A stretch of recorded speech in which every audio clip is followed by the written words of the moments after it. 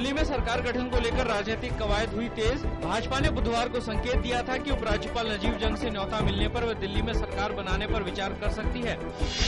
कांग्रेस नेता बरखा सिंह ने कहा कि दिल्ली के लोगों पर दोबारा चुनावों का बोझ नहीं पड़ना चाहिए और लोगों को बिजली पानी की समस्या से निजात दिलाने पर ध्यान केंद्रित होना चाहिए।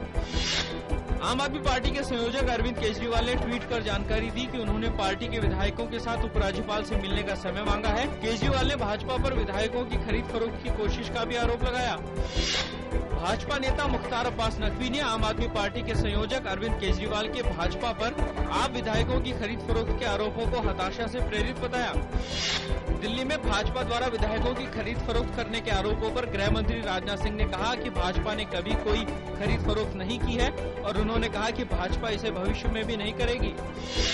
राज्यसभा में आज फिर गजा पर इजरायल के हमले को लेकर हुआ जोरदार हंगामा। विपक्षी सदस्यों ने सरकार पर संसद में इस मुद्दे पर चर्चा से भागने का आरोप लगाया। उच्च सदन की कार्रवाई हुई बाधित। प्रधानमंत्री नरेंद्र मोदी ब्राजील के 3 दिवसीय दौरे के बाद स्वदेश के लिए रवाना। ब्रिक्स शिखर सम्मेलन में हिस्सा लेने गए प्रधानमंत्री ने व सदस्य देशों के नेताओं से की मुलाकात।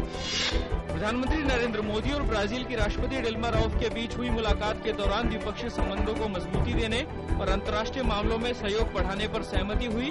दोनों देशों के बीच 3 समझौतों पर हस्ताक्षर भी हुए।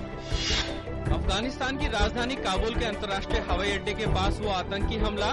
सुरक्षा बलों और आतंकियों के बीच हुई गोलीबारी के बाद 4 आतंकवादी मारे गए। इजरायल और फिलिस्तीनी संगठन हमास के बीच 9 दिनों से जारी युद्ध के बाद अब इजरायल 5 घंटे के लिए विराम लगाने पर सहमत। इजरायली सेना के अनुसार संघर्ष विराम स्थानीय समय के अनुसार सुबह 10 बजे से दोपहर 3 बजे तक लागू रहेगा।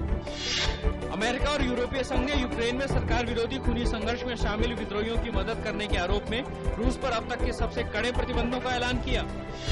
बशर अल असद ने बुधवार को पीपुल्स असेंबली के सदस्यों के सामने सीरिया के राष्ट्रपति पद की शपथ ली। राष्ट्रपति असद 3 जून को हुए सीरिया के पहले बहुप्रत्याशी चुनाव में 7 वर्षों के दूसरे कार्यकाल के लिए भारी बहुमत से निर्वाचित हुए। फिलीपींस में तूफान रामासन के कहर से लगभग 20 लोगों की मौत हो गई। यहाँ की राजधानी मनीला में बिजली गुल होने से लोगों को परेशानी का सामना करना पड़ा। 4 लाख से ज्यादा लोगों को सुरक्षित जगहों पर ले जाया गया। संयुक्त राष्ट्र मानवाधिकार उच्चायुक्त नवी पिल्लई ने एडवर्ड स्नोडेन पर अमेरिका में मुकदमा न चलाए जाने की वकालत की है। उन्होंने कहा कि एडवर्ड स्नोडेन ने जो भी कुछ किया वह मानवाधिकारों की रक्षा करने और इस मुद्दे पर सार्वजनिक रूप से बहस शुरू करने के उद्देश्य से ही किया। सलीम अल जुबूरी को इराक की संसद का नया स्पीकर चुना गया है। जुबूरी को स्पीकर पद के लिए हुए चुनाव में करीब 71% वोट हासिल हुए। संघर्ष प्रभावित इराक से 175 भारतीयों का एक और जत्था आज तड़के दिल्ली पहुंचा। अगले कुछ दिनों में इराक से लौटने वाले भारतीयों की संख्या 3000 हो जाएगी। ये भारतीय कल रात नजफ से रवाना हुए थे और आज सुबह दिल्ली पहुंचे।